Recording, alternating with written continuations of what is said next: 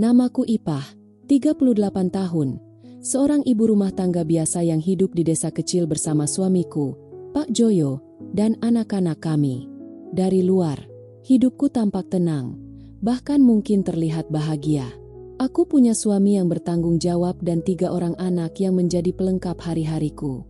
Anak sulungku, Ari, saat ini berusia 19 tahun dan sedang menempuh kuliah di luar kota. Ia anak yang cerdas dan mandiri, dan meski jarang pulang, aku tahu dia sedang mengejar masa depannya. Namun, 2 anak bungsuku yang kini berusia 6 tahun, anak kembar laki-laki yang lucu dan aktif, menjadi pusat perhatianku sehari-hari.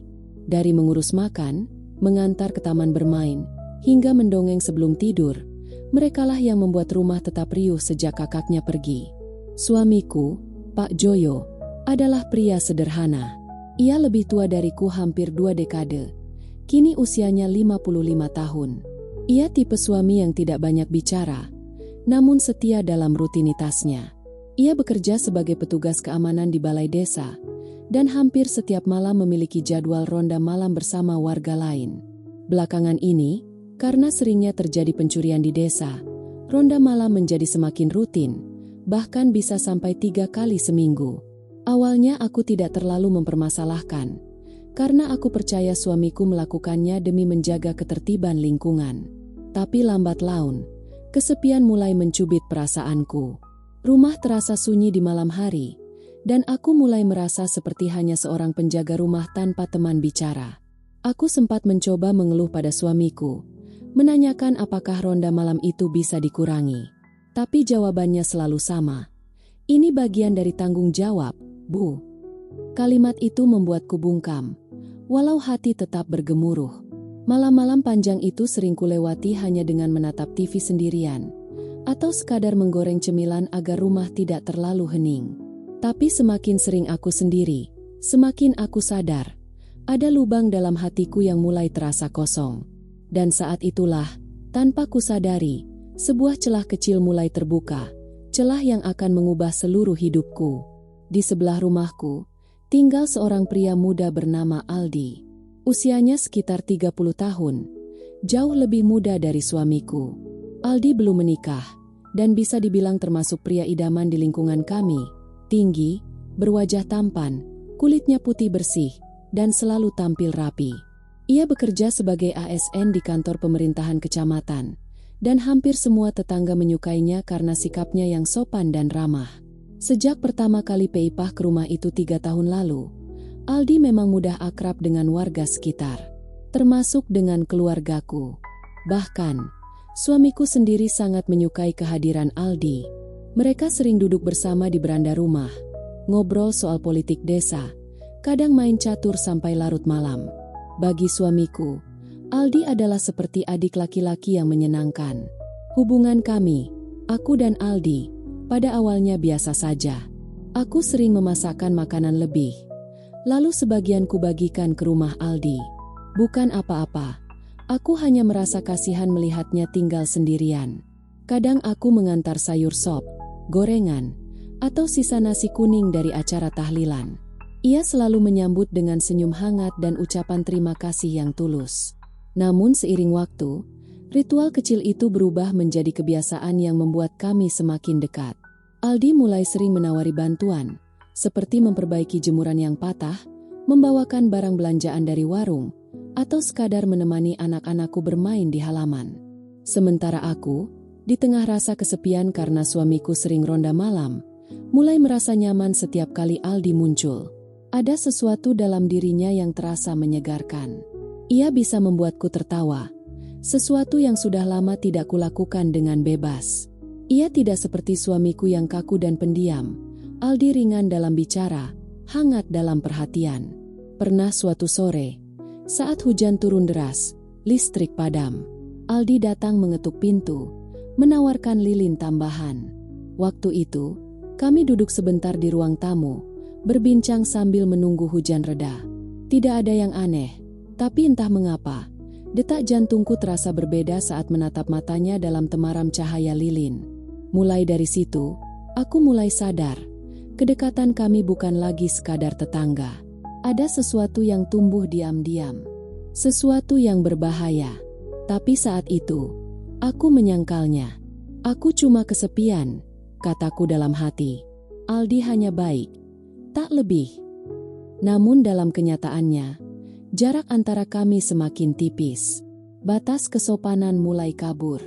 Dan aku tak sadar bahwa aku sedang berdiri di tepi jurang, hanya selangkah lagi menuju kehancuran.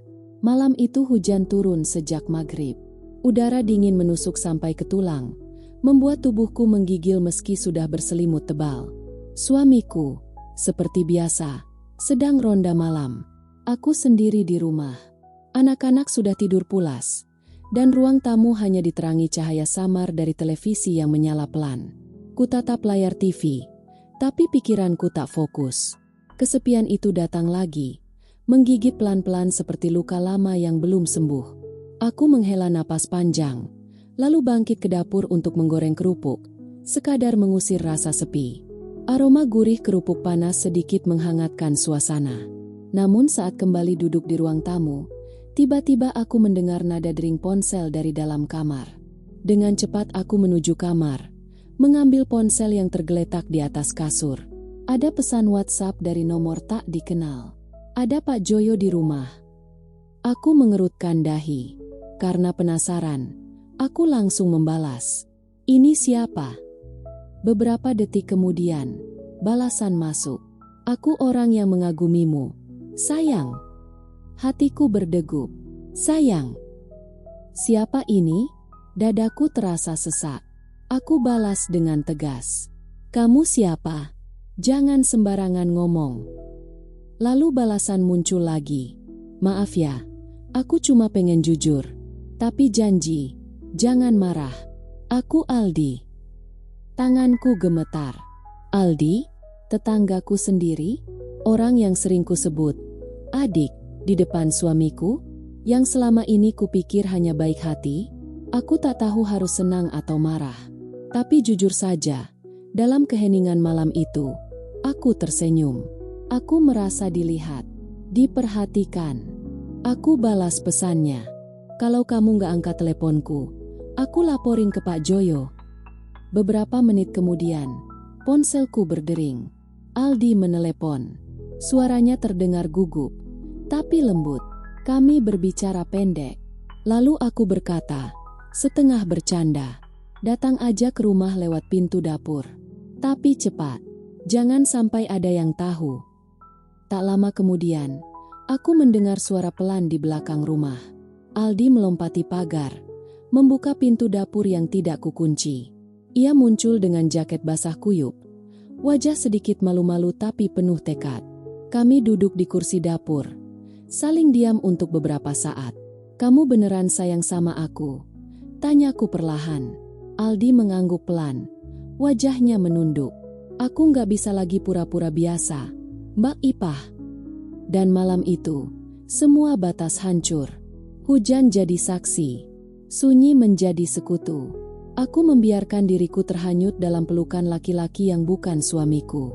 Semua logika dan moralku bungkam dalam kehangatan yang telah lama hilang. Setelah semua terjadi, kami hanya diam, tak tahu harus bicara apa. Di luar, hujan belum berhenti. Di dalam, aku sudah terlanjur basah oleh rasa bersalah, tapi juga oleh kebahagiaan yang menyakitkan. Dan saat aku melihat jam dinding yang hampir menunjukkan pukul 4 pagi, aku panik. Cepat pulang, sebelum Pak Joyo datang. Aldi pergi lewat jalan yang sama. Tapi setelah itu, hidupku tidak pernah lagi sama. Beberapa minggu setelah malam hujan itu, tubuhku mulai menunjukkan tanda-tanda aneh. Aku mudah lelah, mual di pagi hari, dan penciumanku jadi sangat sensitif. Awalnya aku kira hanya masuk angin atau kelelahan mengurus anak-anak. Tapi saat haidku terlambat hampir 2 minggu, rasa takut mulai menjalar seperti kabut dingin di pagi buta. Aku membeli tes pack secara diam-diam di warung desa yang jauh dari rumah. Lalu mencobanya saat semua orang masih tertidur. Dan ketika 2 garis merah muncul jelas di sana, lututku langsung lemas. Aku hamil. Tapi yang membuat hatiku benar-benar runtuh, aku tahu anak ini bukan milik Pak Joyo. Aku terduduk lama di kamar mandi. Tubuhku gemetar seperti daun kering. Air mataku mengalir tanpa suara. Bagaimana bisa aku, seorang istri dan ibu, melakukan hal sekeji ini? Dalam dadaku bertarung dua perasaan yang saling melukai. Kebahagiaan karena sedang mengandung, dan kehancuran karena aku tahu ini buah dari dosa. Hari-hari selanjutnya berjalan seperti neraka dalam senyap. Aku tetap memasak, tetap mencuci, tetap tersenyum di depan anak-anak dan suami. Tapi setiap kali suamiku menyentuh perutku atau mengelus rambutku saat aku tertidur, hatiku mencicit perih seperti daging disayat sembilu. Tak tahan dengan beban ini, aku akhirnya menghubungi Aldi. Kami bertemu di pinggir lapangan dekat rumah, saat senja hampir habis. Ia datang dengan wajah panik, dan aku mengutarakan semuanya. Aku hamil, Aldi, dan ini pasti anakmu. Aldi terdiam cukup lama. Wajahnya pucat. Tapi kemudian ia berkata, "Kita nggak bisa panik. Kita harus tenang. Aku akan bertanggung jawab, Mbak. Tapi kita harus sangat hati-hati. Jangan sampai ada yang tahu. Demi anak-anakmu. Demi kita." Aku hanya bisa mengangguk sambil menangis. Dalam diriku masih ada setitik harapan bahwa Aldi benar-benar akan menjaga semuanya. Tapi semakin hari, menyembunyikan rahasia itu justru menjadi siksaan paling kejam. Setiap kali Pak Joyo memuji betapa sabarnya aku sebagai istri, aku ingin berteriak dan memohon ampun. Setiap kali tetangga menatap perutku yang makin membesar, aku takut mereka mulai menghitung bulan dan mencurigai sesuatu. Aku bahkan mulai menjauh dari Aldi di depan umum. Takut tatapan kami yang terlalu lama bisa menjadi bukti tak tertulis. Tapi saat malam tiba, semua kekhawatiran itu menumpuk jadi sesak yang menyiksa dada. Di satu sisi, aku mengandung dua jiwa yang tak berdosa. Tapi di sisi lain, aku sedang menunggu kapan hidupku akan runtuh karena kebenaran pasti tak bisa selamanya ditutup. Aku sadar, ini bukan sekadar dosa yang akan kuhapus dengan air mata.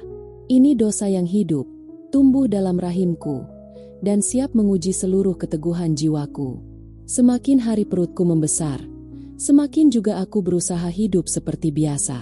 Tapi di balik semua rutinitas rumah tangga yang kujalani dengan wajah tenang, batinku terus digerogoti oleh rasa bersalah dan ketakutan. Aku seperti hidup dalam dua dunia. Dunia yang tampak utuh di mata suamiku, dan dunia kelam yang hanya aku dan Aldi tahu keberadaannya.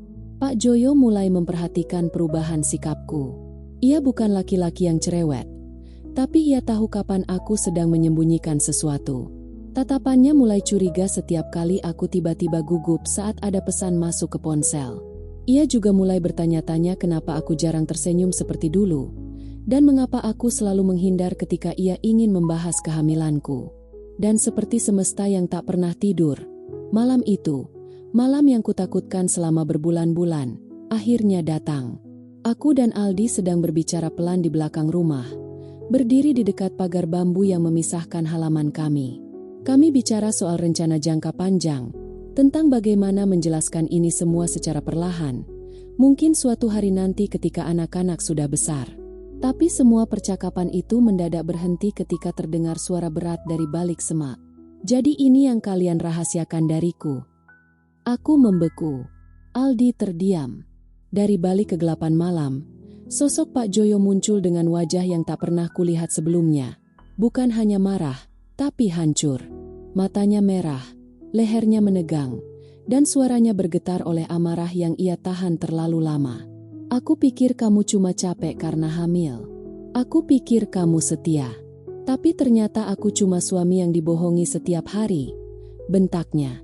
Aldi mencoba menjelaskan, tapi Pak Joyo langsung mendorongnya. Tangannya mengepal, siap menghantam. Aku berteriak, memohon agar mereka berhenti, tapi emosi sudah memuncak. Malam itu berubah jadi medan luka batin. Aldi diusir dari lingkungan itu malam itu juga. Pak Joyo menyeretku masuk rumah dan tak berkata apa-apa lagi. Hanya diam, dan itu lebih menyakitkan dari segala bentakan. Malam itu aku tidur di lantai ruang tamu, menangis diam-diam, sementara anak-anakku terlelap tanpa tahu dunia mereka sedang terguncang. Esok paginya, tanpa banyak bicara, Pak Joyo memintaku pergi dari rumah. Ia tak membentak, ia hanya berkata pelan, Aku nggak sanggup lihat wajahmu sekarang, Ipah. Dengan langkah gontai, aku mengemas pakaian, menggendong luka. Aku pulang ke rumah orang tuaku. Ibuku memelukku erat ketika aku tiba. Tak banyak bertanya. Hanya air mata kami yang bicara malam itu. Aku merasa semuanya sudah berakhir. Rumahku hancur. Cintaku ditolak. Dan anak-anak dalam kandunganku akan tumbuh dengan luka yang tak bisa mereka pilih. Tapi hidup kadang menyisakan harapan yang tak terduga. Walau aku belum tahu, sebuah pengampunan sedang disiapkan semesta dalam diam. Tapi malam itu, aku benar-benar merasa, aku kehilangan segalanya. Hari-hari di rumah orang tuaku kulalui dalam diam. Tak ada kata-kata yang bisa menggambarkan betapa hancurnya perasaanku. Aku menjadi bayang-bayang dari diriku sendiri. Makan tak lagi terasa. Tidur tak pernah benar-benar nyenyak. Setiap kali aku melihat bayangan wajahku di cermin, aku merasa seperti melihat seorang asing, seseorang yang telah menghancurkan rumahnya sendiri dengan tangannya. Orang tuaku menyambutku tanpa banyak tanya. Mereka tahu aku sedang membawa beban yang tak ringan, dan mereka memilih menemaniku dengan kesunyian yang menenangkan. Tapi di dalam diriku, badai tak berhenti. Rasa bersalah menjadi teman yang terus membisikkan kutukan. Kamu tak layak dimaafkan. Setiap malam aku memeluk perutku yang makin membesar, menangis diam-diam, dan meminta maaf pada dua nyawa kecil di dalam sana. Maaf ya, nak, kalian terlahir dari kesalahan, tapi kalian tak pernah salah. Aku bicara seperti itu hampir setiap malam. Dalam rasa bersalahku, hanya satu hal yang kupastikan, aku akan mencintai mereka dengan segenap jiwaku, meski dunia menganggap mereka noda.